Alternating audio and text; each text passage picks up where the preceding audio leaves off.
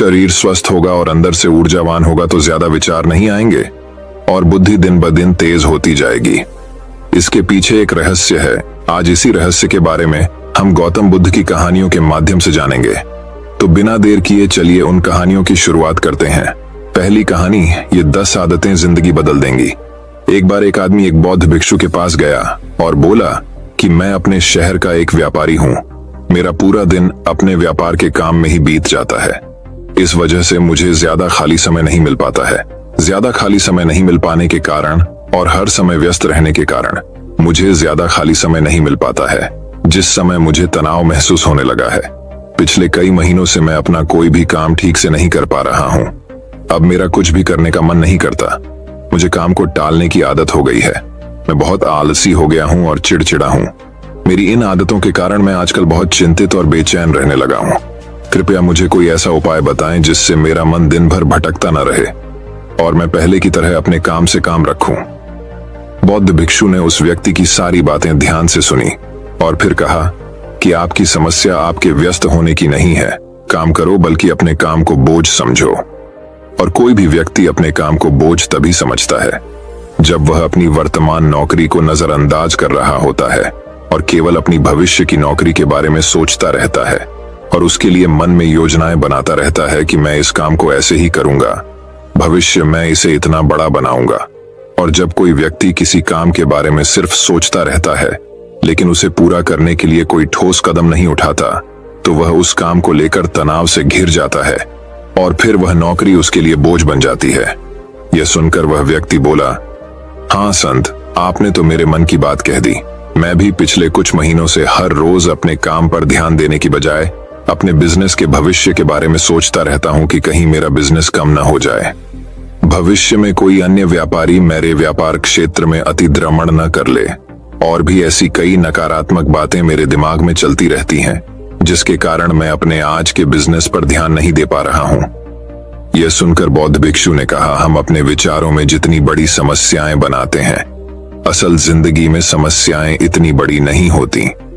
आपको बस अपने आज पर ध्यान केंद्रित करने की जरूरत है। बाकी सब चीजें अपने आप ठीक हो जाएंगी। व्यक्ति ने कहा, संत, मैं ऐसा करने में सक्षम नहीं हूं। मैं अपने आज के काम पर ध्यान केंद्रित नहीं कर पा रहा हूं। मैंने बहुत कोशिश की, लेकिन मैं हर बार हार जाता हूं। मुझे अतीत की गलतियों पर पछतावा होता है। मैं भविष्य के लिए योजनाएं बनाने लगता हूं और फिर मेरा मन बेचैन हो जाता है। आप मुझे कोई रास्ता बताएं ताकि मैं आज पर ध्यान केंद्रित कर सकूं। लेकिन मैं ध्यान, योग नहीं कर पाता वगैरह बहुत लंबे समय तक, और न ही मैं कोई बड़ी साधना कर सकता हूं। इसलिए आप मुझे कोई आसान तरीका बताएं। बौद्ध भिक्षु ने कहा, ठीक है, आज मैं आपको ऐसे 10 छोटे छोटे तरीके बताने जा रहा हूं जिन्हें आप अपने दैनिक कार्यों के साथ कर सकते हैं। ये तरीके सुनने में बहुत छोटे लगते हैं, लेकिन अगर आपने पूरी शिद्दत से इनका पालन किया तो कुछ ही दिनों में आपको इनके सकारात्मक परिणाम दिखने लगेंगे और आप कर पाएंगे आपका वर्तमान कार्य और अधिक ध्यान से। व्यक्ति ने कहा, हाँ संत, आप मुझे वो 10 तरीके बताएं। मैं उन पर जरूर अमल करूंगा। बौद्ध भिक्षु कहने लगे, पहला तरीका है मन लगाकर खाना खाना। ज्यादातर लोग खाते समय खाने पर ध्यान नहीं देते, बल्कि उनका ध्यान बातचीत करने पर होना चाहिए। कोई पुरानी सोच में खोया हुआ है या किसी देखने वाली चीज में खोया हुआ है, जिसके कारण खाना खाते समय भी उनका मन बेचैन रहता है, जबकि हमें खाने की थाली में उसकी खुशबू आती है कि थाली में क्या खाना परोसा गया है, खाना कैसा दिखता है। इन सभी का ध्यान पूर्वक निरीक्षण करना चाहिए और जो भोजन बनाता है और जो उस भोजन को उगाता है, उन्हें मन में धन्यवाद देना चाहिए। हमें हर निवाले के साथ भोजन के स्वाद का आनंद लेना चाहिए, न कि केवल पहले निवाले के लिए। यदि आप भोजन को ध्यान से, प्यार से लेते हैं तो भोजन समाप्त होने के समय आपका मन पूरी तरह से शांत हो जाएगा और आप अंदर से खुशी महसूस करेंगे। और यही कारण है कि पुराने भारतीय समाज में मौन रहकर भोजन करने की परंपरा रही है, क्योंकि मौन रहकर मन लगाकर भोजन करना भी ध्यान का एक तरीका है। और सिर्फ खाना खाते समय ही नहीं, बल्कि आप रोजमर्रा के काम जैसे चलना, नहाना, साफ सफाई आदि भी ध्यान से करेंगे तो आप पूरे दिन खुशियों और अनंतता से भरे रहेंगे। बौद्ध भिक्षु ने कहा, दूसरा तरीका यह है कि आप अपनी सांसों पर ध्यान दें। सांस लेना एक प्राकृतिक और लयबद्ध प्रक्रिया है जो स्वाभाविक रूप से चलती रहती है। जब हम अपनी सांसों पर ध्यान देते हैं तो यह हमें मन से शरीर की ओर ले जाती है। परिणाम स्वरूप हम अपने विचारों के भ्रम, भय और चिंता से मुक्त हो जाते हैं और इसे आप किसी भी समय कर सकते हैं। बुद्ध द्वारा बताई गई ध्यान की विधि में बताया गया है कि अपनी आने और जाने वाली सांसों पर ध्यान केंद्रित करें। जब भी आप तनावग्रस्त हों या खुद को विचारों में उलझा हुआ पाएं, तो तुरंत अपना ध्यान अपनी आती और जाती सांसों पर केंद्रित करें। कुछ क्षण बाद में आप महसूस करेंगे कि आप शांत हो गए हैं, आपका सारा भ्रम, आपका सारा तनाव दूर हो गया है। और यदि आप लंबे समय तक अपनी सांस रोकते हैं तो ध्यान केंद्रित करने की आदत डालें। इससे सबसे खराब स्थिति में भी आप खुद को शांत रख पाएंगे और अपने वर्तमान कार्यों पर अधिक समय तक ध्यान केंद्रित कर पाएंगे। सांसों पर ध्यान देना हमें याद दिलाता है कि हम कौन हैं। हमें यह एहसास होता है कि हम वह विचार नहीं हैं जो अभी हमारे अंदर चल रहा है, बल्कि हम उससे अलग हैं, हम उससे ऊपर हैं। दोस्तों, हमको कोई नहीं सकता, सिर्फ अपनी सांसों पर ध्यान देने से बहुत कुछ पता चल सकता है। नए आयाम हमारे पूर्वजों ने सिर्फ अपनी सांसों को कैसे नियंत्रित किया जाए, इस पर बहुत काम किया। ऐसे काम कर सकते हैं जो सामान्य मानव जीवन से परे हैं, जबकि हम अपनी सांसों पर ध्यान देकर खुद को ऐसी स्थिति में ला सकते हैं जिससे जीवन में कोई भी उतार चढ़ाव हमें परेशान नहीं कर से। बौद्ध भिक्षु ने उस व्यक्ति से कहा, तीसरा तरीका है अपनी इंद्रियों से जुड़ना। हमारे पास 5 इंद्रियां हैं, नाक, त्वचा, जीभ, कान और आंख हमारे शरीर के प्रवेश द्वार हैं। लेकिन जब हम विचारों में खो जाते हैं तब हम अपनी इंद्रियों को महसूस नहीं कर पाते। हमारे आसपास क्या हो रहा है, गंध कैसी है, क्या आवाजें आ रही हैं। जब तक ये सभी चीजें इतनी मजबूत न हो जाएं कि हमारा ध्यान अपनी ओर खींच लें, हम बस बेहोशी में जीते रहते हैं। इसलिए अपने आसपास की चीजों को बहुत ध्यान से देखने की आदत डालें। जैसे ठंडी हवा को अपने शरीर से टकराते हुए महसूस करें, बगीचे में खिलते रंग बिरंगे फूलों को देखें, उसकी सुंदरता को देखें, पक्षियों की आवाज सुनें, कुछ देर के लिए उगते और डूबते सूरज को देखें। ये सभी छोटी छोटी चीजें आपको आपके वर्तमान से जोड़ देंगी। अगर आप अपने जीवन में शांति और आनंद का अनुभव करना चाहते हैं तो आपको अपने आसपास की चीजों पर ध्यान देना होगा। आपको एक पल रुक कर देखना होगा, उन्हें प्यार से देखें और उन्हें महसूस करें। बौद्ध भिक्षु ने कहा, चौथा तरीका यह है कि अपने मन में उठने वाली नकारात्मक भावनाओं का निरीक्षण करें। परेशान होना, निराश होना या गुस्सा आना इंसानों में आम बात है, लेकिन हमें ऐसी भावनाओं में नहीं बहना चाहिए। लेकिन जब भी हम ऐसा करते हैं, किसी तरह का हमारे अंदर नकारात्मक भावनाएं, तो हमें इन भावनाओं पर ध्यान देना चाहिए। जैसे जब आपको गुस्सा आता है या कुछ गलत करने का मन करता है, तो उस वक्त आपके मन में किस तरह के विचार उठ रहे होते हैं। तो थोड़ा रुकिए, थोड़ी देर में आपको लगेगा कि आप वो विचार नहीं हैं, आप उनसे अलग हैं। आप उन्हें देखते रहें और थोड़ी देर में वो सारे नकारात्मक विचार गायब हो जाएंगे। और अगर आप हर बार ऐसा करते हैं तो आप अपनी भावनाओं पर नियंत्रण करना सीख जाएंगे। बौद्ध भिक्षु ने 5वां तरीका बताया, अपने मन में आने वाले हर विचार पर भरोसा न करें। हमारा दिमाग हर समय अनुमान और धारणाएं बनाता रहता है जो हर बार की तरह सच नहीं होंगी। किसी व्यक्ति से मिलते हैं या कुछ नया देखते हैं तो तुरंत हमारा दिमाग उसके बारे में पूर्व धारणाएं बनाना शुरू कर देता है और फिर वह वस्तु या व्यक्ति उसे अच्छा या बुरा बनाकर हमारे सामने प्रस्तुत कर देगा और फिर हम अपने विचारों को सत्य मान लेते हैं और उस व्यक्ति या वस्तु को वैसा ही कहने लगते हैं।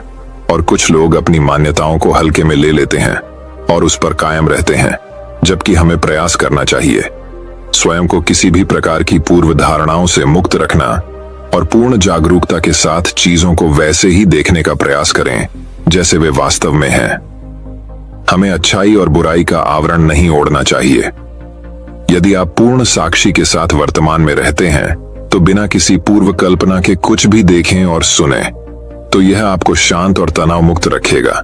बुद्ध भिक्षु ने कहा, छठा तरीका यह है कि प्रतिदिन कुछ समय के लिए ध्यान का अध्ययन करें। ध्यान करने के लिए घंटों बैठने की आवश्यकता नहीं है। दिन भर में 10 मिनट का ध्यान भी जीवन में सकारात्मक प्रभाव डाल सकता है। प्रतिदिन ध्यान करने से हमारे जीवन में नई ऊर्जा, उत्साह, शांति और प्रेरणा आएगी। हम पूरे दिन अंदर से खुश और शांत महसूस करते हैं। रोजाना ध्यान करने से आप स्वाभाविक रूप से वर्तमान क्षण में जीना सीखते हैं।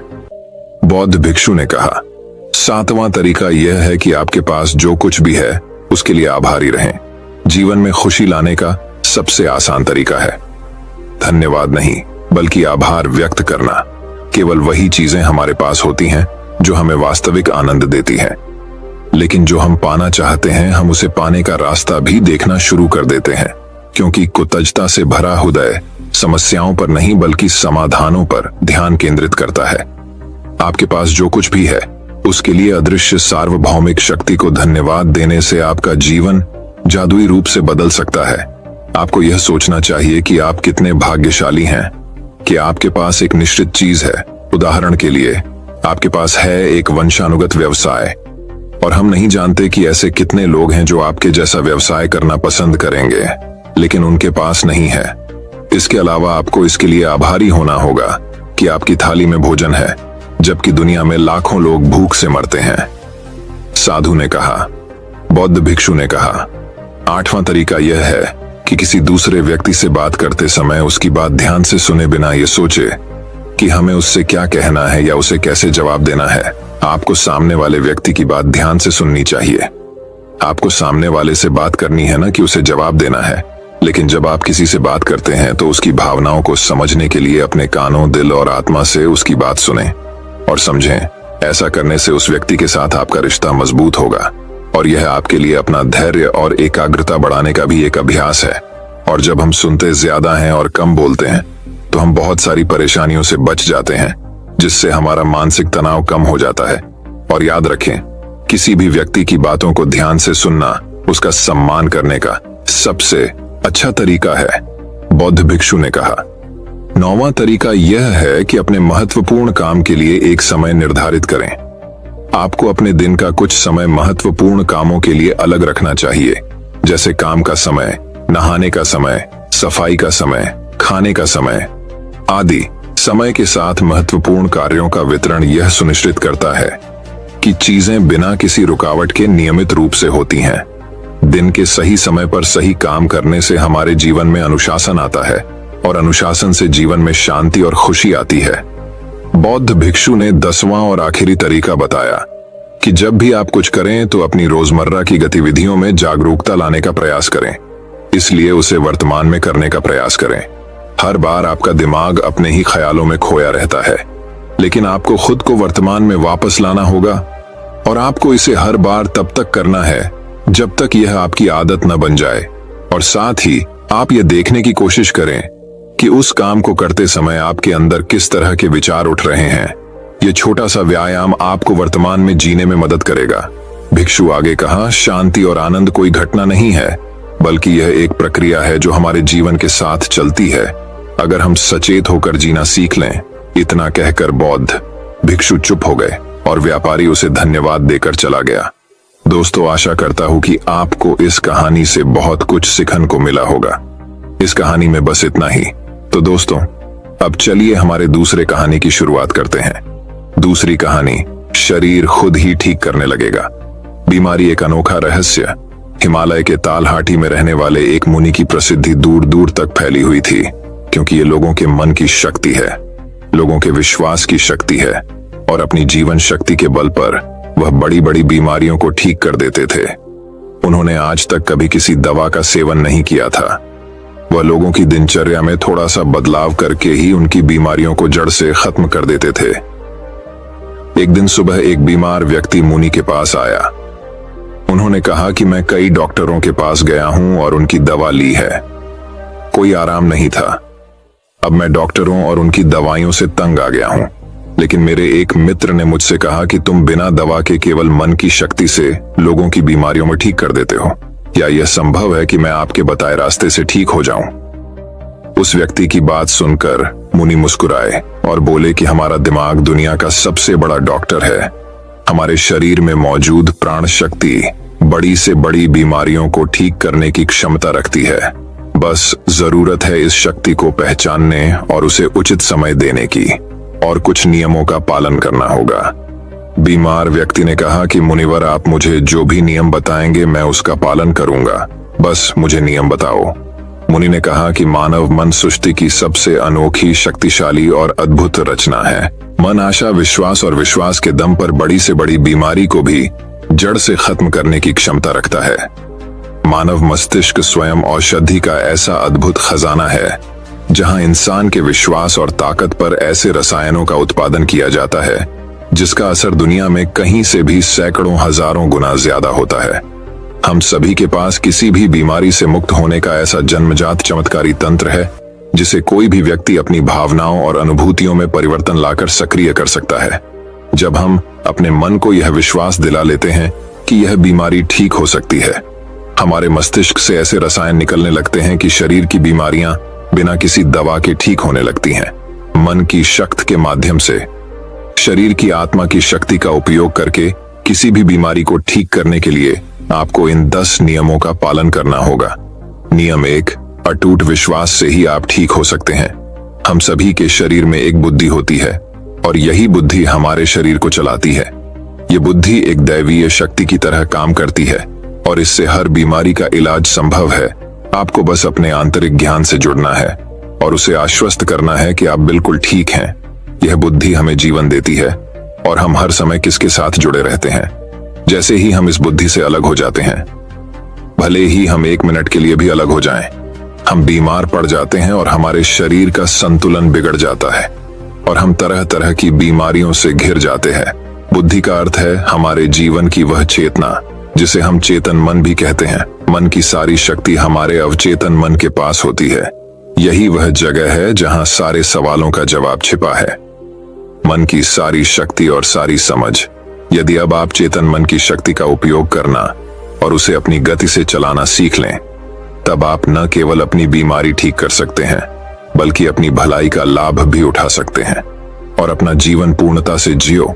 जिन लोगों ने अपने अवचेतन मन, आस्था और विश्वास के बल पर अपनी बीमारियों को ठीक किया है, उन्हें महानतम सत्ता की शक्ति पर पूर्ण विश्वास था।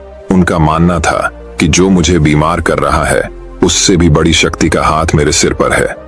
वह मुझसे जुड़ी हुई है और वही धारा मुझ में भी प्रवाहित हो रही है। वह मुझे ठीक कर रहा है।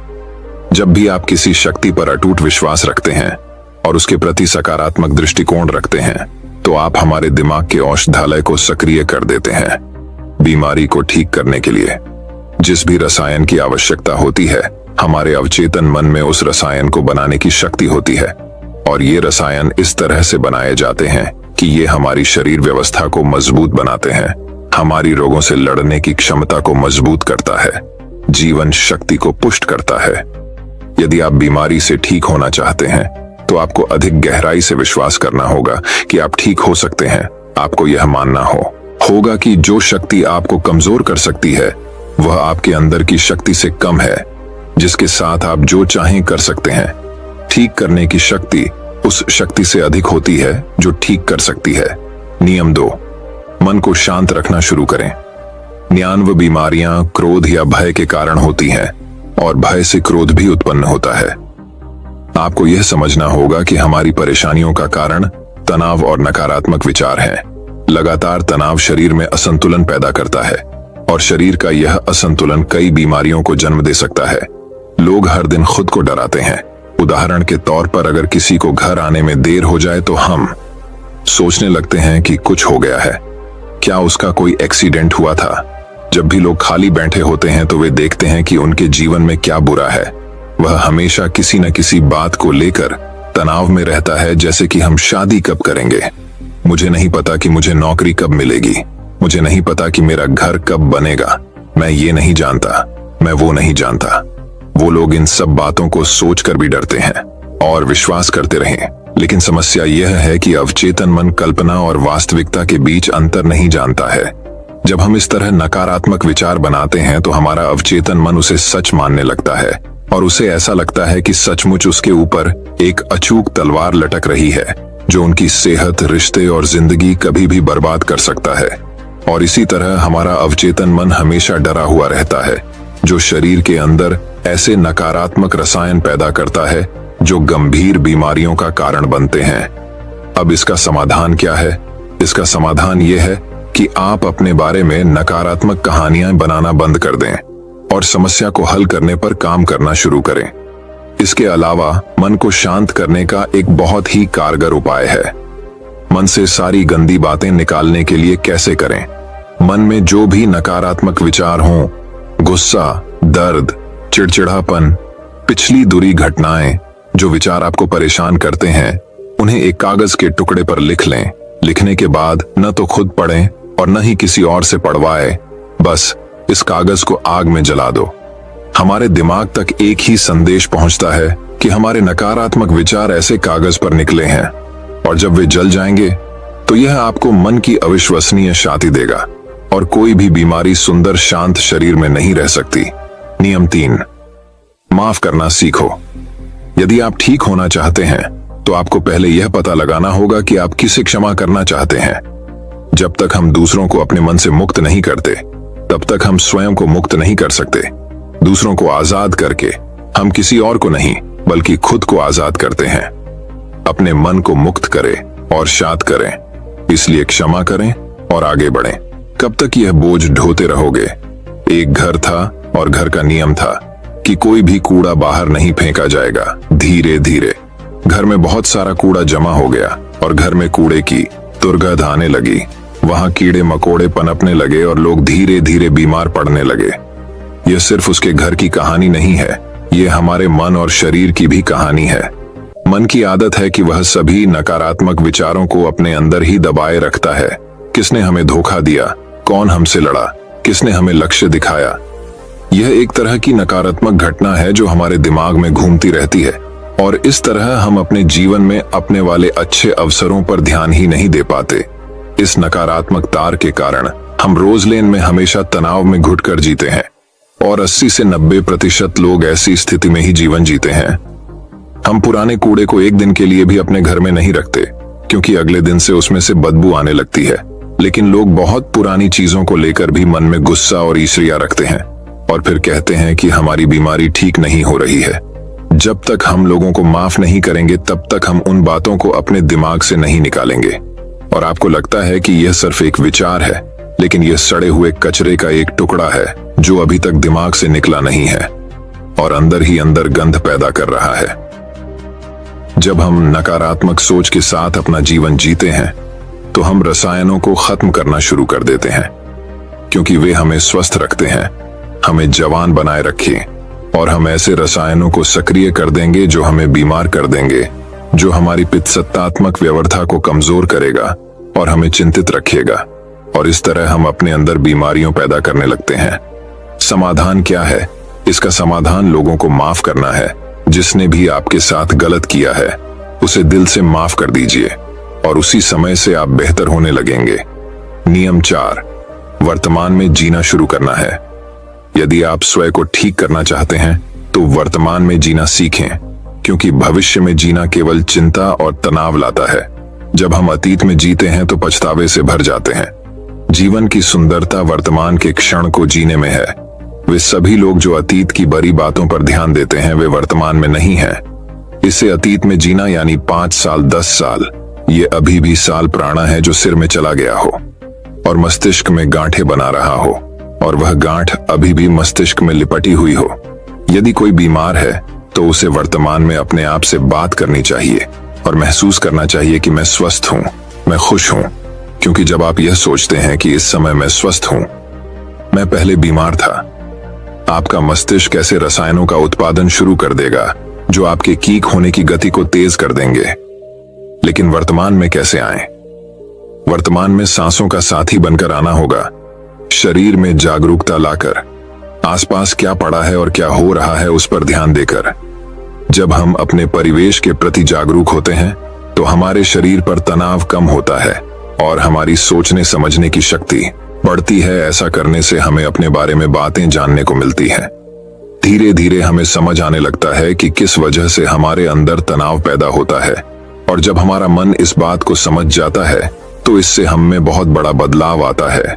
हम नकारात्मक सोचना बंद कर देते हैं और हमें हर काम में सफलता मिलती नजर आती है, क्योंकि हमारा दिमाग कल्पना और वास्तविकता के बीच अंतर नहीं समझता है। इसीलिए अगर आप किसी स्वस्थ व्यक्ति की कल्पना करेंगे, तो आपका दिमाग आपको ठीक करना शुरू कर देगा। नियम 5, खुद से प्यार करना सीखें। साल बीत जाता है, लेकिन लोग कभी खुद से अपने बारे में बात नहीं करते। उन्हें यह भी नहीं पता कि उसका पसंदीदा खाना क्या है और उसे क्या पसंद है।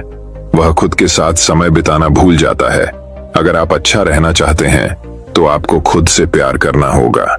आपको अपनी कीमत पता होनी चाहिए। बहुत सी महिलाएं और पुरुष जिम्मेदारी के बोझ में खुद को खो देते हैं। जिस दिन आपने खुद को पाया, उसी दिन सारी गलत चीजें आपके दिमाग और शरीर को छोड़कर भागने लगीं। जिस दिन आप खुद को खोज लेंगे, आपको अपनी कीमत का एहसास होने लगेगा। और जिस इंसान में आप अपनी कीमत समझते हैं, इसका मतलब सिर्फ इतना है कि आप खुद से प्यार करते हैं। नियम 6, सकारात्मक सोचो। प्रत्येक दिन की शुरुआत इस प्रश्न से करें कि मैं अपना सबसे बड़ा आदर्श कैसे बन सकता हूं। आप में से ज्यादातर लोग सुबह उठकर सिर्फ अपनी समस्याओं के बारे में ही सोचते हैं और ज्यादातर परेशानियां उनके अतीत की यादें हैं। जैसे ही वह अपनी समस्याओं के बारे में सोचता है, वह अपने अतीत के बारे में सोचने लगता है। हर समस्या के साथ एक भावना जुड़ी होती है, और जब लोग अतीत के बारे में सोचते हैं तो परेशान हो जाते हैं और स्वयं को योग्य नहीं पाते हैं। हमें अगले 7 दिनों तक सुबह उठकर सकारात्मक विचारों के साथ अपने दिन की शुरुआत करनी है। आज जब मैं सुबह उठता हूं, तो मैं अपना सर्वश्रेष्ठ संस्करण कैसे बन सकता हूं। आप तय करें कि आज का दिन मैं खुशी के साथ जीऊंगा। आपको प्रत्येक दिन की शुरुआत सकारात्मक और उत्साहपूर्ण विचारों के साथ करनी चाहिए। हमारी शारीरिक रीति का सीधा संबंध हमारी मानसिक स्थिति से होता है। जब हम अपने दिन की शुरुआत बेहतरीन मानसिक स्थिति के साथ करते हैं, तो यह हमारे शरीर के लिए भी बहुत अच्छा होता है। अपनी एक ऐसी छवि बनाएं जिसमें आप पूरी तरह से स्वस्थ हों। हर दिन 10 मिनट के लिए आंखें बंद करके बैठे और कल्पना करें कि आप ठीक हो रहे हैं। ऐसा करने से जब हमारा चेतन मन रसायन बनाने लगता है, जो हमारे शरीर को बहुत तेजी से ठीक करने लगता है। अगर हमने मन में कुछ गलत सोचकर बीमारी पैदा की है, तो सही सोचकर उसे ठीक किया जा सकता है। नियम 7, अपने जीवन का उद्देश्य खोजें। लोग बीमार हो जाते हैं क्योंकि उन्हें लगता है कि उनका जीवन निरर्थक है। उनके जीवन का कोई उद्देश्य नहीं होता और वे समय से पहले ही बूढ़े महसूस करने लगते हैं। जीवन में किसी भी लक्ष्य का होना दीर्घ स्वास्थ्य के लिए आवश्यक है। इसका मतलब है कि आपके पास हर दिन बिस्तर से बाहर निकलने का एक कारण होना चाहिए। जब हमें लगता है कि हमारे जीवन का कोई अर्थ है और हम किसी उद्देश्य से जुड़े हैं, तो हम अधिक खुश, अधिक ऊर्जावान और तरोताजा महसूस करने लगते हैं। और जब हम अंदर से मुस्कुराने लगते हैं, तो हमारा शरीर हमारी बीमारी को अंदर ही अंदर खाना शुरू कर देता है। नियम 8, गहरी सांसें लेने का प्रयास करें। प्रतिदिन कुछ मिनटों के लिए अपनी पीठ सीधी करके बैठे और लंबी गहरी सांसें लें। जब हम गहरी और लंबी सांस लेते हैं, तो हमारे शरीर की रोग प्रतिरोधक क्षमता मजबूत हो जाती है और तेजी से काम करता है, जिससे शरीर की बीमारियां तेजी से दूर होने लगती हैं। गहरी सांस लेने के साथ साथ हमारा मन पूरे दिन प्रसन्न रहता है और हम खुश रहते हैं। नियम 9, शरीर को भीतर से साफ करें। भोजन को पूरी तरह से पचने में लगभग 5 से 20 घंटे का समय लगता है और कभी कभी मांसाहारी भोजन को पचाने के लिए 24 घंटे भी कम पड़ जाते हैं। लेकिन लोग हर कुछ घंटों में खाना खाते रहते हैं। इससे पुराना खाना ठीक से पच नहीं पाता और नया खाना आ जाता है। भोजन के ऐसे पचने से वह हमारी आंतों की दीवार पर चढ़कर चिपकने लगता है। यह सड़ा हुआ भोजन हमारे रक्त के माध्यम से पूरे शरीर में घूमता रहता है और विभिन्न बीमारियों का कारण बनता है। इससे बचने के लिए व्यक्ति को प्रतिदिन 12 घंटे या सप्ताह में 24 घंटे का उपवास करना चाहिए, ताकि हमारी प्राण शक्ति भोजन पचाने के कार्य से मुक्त होकर हमारे शरीर को शुद्ध कर सके। जिसका शरीर अंदर से साफ है, उसे कोई बीमारी नहीं हो सकती। नियम 10, ब्रह्मांड की शक्ति को धन्यवाद दें। आपके पास जो कुछ भी है, अच्छा स्वास्थ्य, अच्छा घर, अच्छी संपत्ति, उसके लिए ब्रह्मांड को धन्यवाद दें। ब्रह्मांड और लोगों के प्रति आभारी होना हमें अंदर से पूर्णता का एहसास कराता है। खुश और संतुष्ट रहें और आभार व्यक्त करना हमें अंदर से बाहर तक बदल देता है। यह मानव शरीर और दिमाग के लिए एक औषधि की तरह काम करता है। एक आशावादी और आभारी व्यक्ति के बीमार होने की संभावना दूसरों की तुलना में कम होती है, और अगर वह किसी कारण बीमार पड़ जाए तो उसके ठीक होने की गति बहुत तेज होती है। इसलिए शरीर की प्राण शक्ति पर अटूट विश्वास रखें और आशावादी बने, खुश रहें, सकारात्मक सोचें और ब्रह्मांड को धन्यवाद दें। यह किसी भी बीमारी को ठीक करने का अचूक उपाय है। इसके बाद मुने चुप हो गए और वह व्यक्ति उन्हें धन्यवाद देकर चला गया। दोस्तों, 90% बीमारियां पेट में जमा गंदगी के कारण ही होती हैं। पेट में कब्ज नहीं होना चाहिए, नहीं तो आप हमेशा बीमारियों से ग्रस्त रहेंगे। मांसाहार खाने से ही 150 बीमारियां जन्म लेती हैं। खाना खाने के बाद पानी पीने से 103 बीमारियां जन्म लेती हैं। इसलिए खाना खाने के 1 घंटे बाद ही पानी पीना चाहिए। चाय पीने से होती है। 80 बीमारियां एल्यूमिनियम के बर्तन या प्रेशर कुकर में बना खाना खाने से होती हैं। 50 बीमारियां मिट्टी के बर्तन में खाना पकाने से भोजन में 100% पोषक तत्व बने रहते हैं। कांसे के बर्तनों में 98%, पीतल के बर्तनों में 92%, एल्यूमिनियम के बर्तनों और प्रेशर कुकर में केवल 13% ही रहता है। आयुर्वेद के अनुसार खाना पकाने के 48 मिनट के अंदर ही खाना खा लेना चाहिए, क्योंकि उसके बाद भोजन में तामसिक गुण आ जाते हैं। 12 घंटे के बाद यह जानवरों के खाने लायक भी नहीं रहता। सेंधा नमक खाने के लिए सर्वोत्तम है, तो काला नमक और सफेद नमक जहर के समान है। सरसों, मूंगफली, नारियल, सूरजमुखी का तेल और देसी घी जरूर खाना चाहिए। रिफाइंड तेल और कास्ट शरीर के लिए जहर के समान है। चाय, कोल्ड ड्रिंक और शराब के सेवन से हृदय रोग की संभावना बढ़ जाती है। अधिक ठंडा पानी, आइसक्रीम या ठंडे पदार्थों के सेवन से हमारी बड़ी आंत सिकुड़ जाती है। पिज्जा, बर्गर जैसे मैदे से बने खाद्य पदार्थों का सेवन करने से हमारी बड़ी आंत गंदगी से भरने लगती है और धीरे धीरे वहां सड़न पैदा हो जाती है। भोजन के बाद नहाने से पाचन तंत्र कमजोर हो जाता है और शरीर कमजोर होने लगता है। इसलिए हमेशा भोजन से पहले स्नान करें। शैम्पू, कंडीशनर और विभिन्न प्रकार के तेल हमारे बालों को झड़ने, रूखे और कमजोर बनाते हैं। आपने देखा होगा कि साध अघोरियों के बाल कितने मजबूत और घने होते हैं, जबकि वे किसी भी कंडीशनर का उपयोग नहीं करते हैं।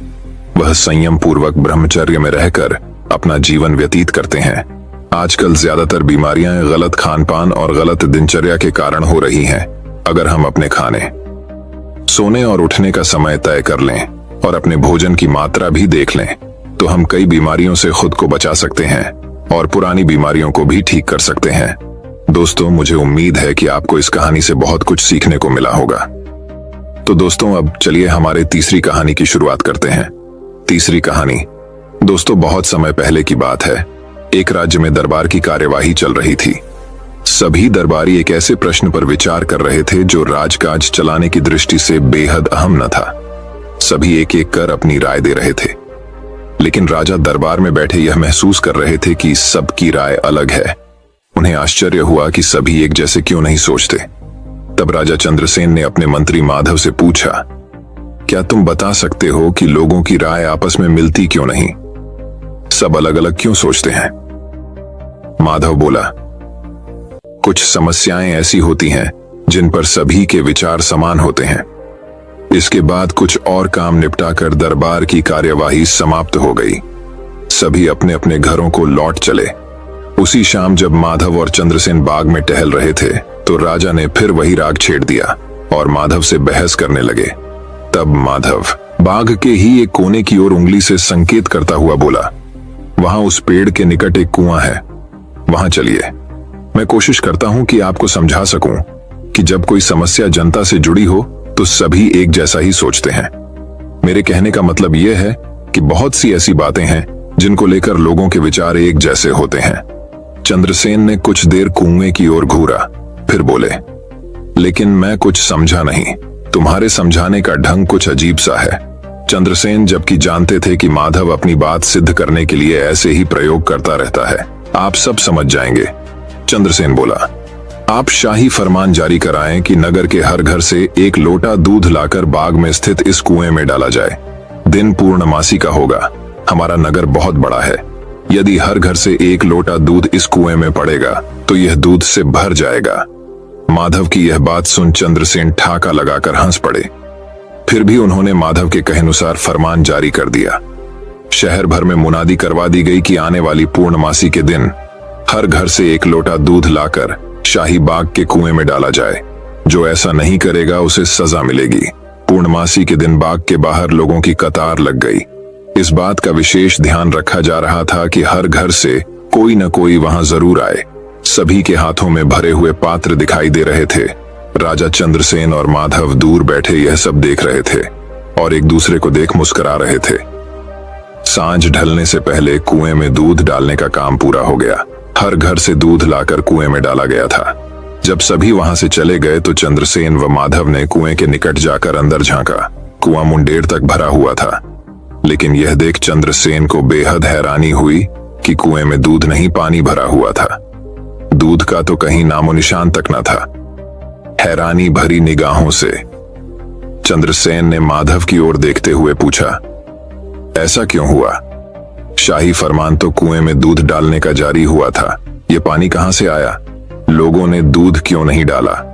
माधव एक जोरदार ठहाका लगाता हुआ बोला, यही तो मैं सिद्ध करना चाहता था। मैंने कहा था आपसे कि बहुत सी ऐसी बातें होती हैं जिस पर लोग एक जैसा सोचते हैं, और यह भी एक ऐसा ही मौका था। लोग कीमती दूध बर्बाद करने को तैयार न थे। वे जानते थे कि कुएं में दूध डालना व्यर्थ है, इससे उन्हें कुछ मिलने वाला नहीं था। इसलिए यह सोचकर कि किसी को क्या पता चलेगा, सभी पानी से भरे बर्तन ले आए और कुएं में उड़ेल दिए। नतीजा, दूध के बजाय पानी से भर गया। कुआं माधव की यह चंद्रसेन देख अकबर ने उसकी पीठ थपथपाई। माधव ने सिद्ध कर दिखाया था कि हर व्यक्ति की लोग सब कार्य में अपना फायदा ही देखते हैं। दोस्तों, वही एक और कहानी की शुरुआत कुछ इस प्रकार होती है। दोस्तों, बहुत समय पहले की बात है। एक दिन एक कवि धनी आदमी से मिलने गया और उसे कई सुंदर कविताएं इस उम्मीद के साथ सुनाई कि शायद वह धनवान खुश होकर कुछ इनाम जरूर देगा। लेकिन वह धनवान भी महाकंजूस था। बोला, तुम्हारी कविताएं सुनकर दिल खुश हो गया, तुम कल फिर आना, मैं तुम्हें खुश कर दूंगा, कल शायद अच्छा इनाम मिलेगा। ऐसी कल्पना करता हुआ वह कवि घर पहुंचा और सो गया। अगले दिन वह फिर उस धनवान की हवेली में जा पहुंचा। धनवान बोला, सुनो कवि महाशय, जैसे तुमने मुझे अपनी कविताएं सुनाकर खुश किया था, उसी तरह मैं भी तुमको बुलाकर खुश हूं। तुमने मुझे कल कुछ भी नहीं दिया, इसलिए मैं भी कुछ नहीं दे रहा। हिसाब बराबर हो गया। कवि बेहद निराश हो गया। उसने अपनी बात एक मित्र को कह सुनाई और उस मित्र ने माधव को बता दिया। सुनकर माधव बोला, अब जैसा मैं कहता हूं वैसा करो। तुम उस धनवान से मित्रता करके उसे खाने पर अपने घर बुलाओ। हाँ, अपने कवि मित्र को भी बुलाना मत भूलना, मैं तो खैर वहां मौजूद रहूंगा ही। कुछ दिनों बाद माधव की योजनानुसार कवि के मित्र के घर दोपहर को भोज का कार्यक्रम तय हो गया। नियत समय पर वह धनवान भी आ पहुंचा। उस समय माधव, कवि और कुछ अन्य मित्र बातचीत में मशगूल थे। समय गुजरता जा रहा था, लेकिन खाने पीने का कहीं कोई नामो निशान न था। वे लोग पहले की तरह बातचीत में व्यस्त थे। धनवान की बेचैनी बढ़ती जा रही थी। जब उसे रहा न गया तो बोल ही पड़ा, भोजन का समय तो कब का हो चुका, क्या हम यहाँ खाने पर नहीं आए हैं? खाना? कैसा खाना? माधव ने पूछा। धनवान को अब गुस्सा आ गया। क्या मतलब है तुम्हारा? क्या तुमने मुझे यहाँ खाने पर नहीं बुलाया है? माधव ने जवाब दिया, खाने का कोई निमंत्रण नहीं था, यह तो आपको खुश करने के लिए खाने पर आने को कहा गया था। धनवान व्यक्ति का पारा 7वें आसमान पर चढ़ गया। क्रोधित स्वर में बोला, यह सब क्या है? इस तरह किसी इज्जतदार आदमी को बेइज्जत करना ठीक है क्या? तुमने मुझसे धोखा किया है। अब माधव हंसता हुआ बोला, यदि मैं कहूं कि इसमें कुछ भी गलत नहीं तो तुमने इस कवि से यही कहकर धोखा किया था ना कि कल आना, सो मैंने भी कुछ ऐसा ही किया। तुम जैसे लोगों के साथ ऐसा ही व्यवहार होना चाहिए। धनवान को अब अपनी गलती का आभास हुआ और उसने कवि को अच्छा इनाम देकर वहां से विदा ली। वहां मौजूद सभी माधव को प्रशंसा भरी नजरों से देखने लगे। दोस्तों, इस कहानी से हमें ये सीख मिलती है कि जैसा आप लोगों के साथ करते हो वैसा ही आपको भी प्राप्त होता है।